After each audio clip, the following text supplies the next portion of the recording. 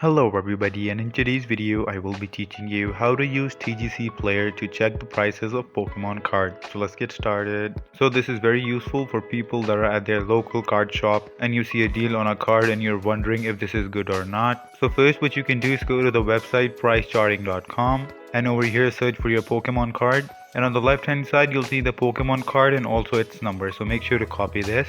So for example over here I'll copy Latios203 and then go to tcgplayer.com and then at the top search bar paste and search this. Now here don't look at this listing, but what's more important is the market price, so just click on it. Now what's better for you to do is to scroll down and here you'll see an option for 3-month snapshot. Click on view more data. Now here scroll down and you'll see an option for latest sales, and now over here you can check what it is selling for in the past week. So now here you can make the call if the offer of the card is good or not, and if you want to try to resell it or not. And there you go. If you guys found this video helpful, make sure to leave a like and subscribe to our channel. I'll see you all in the next one. Goodbye.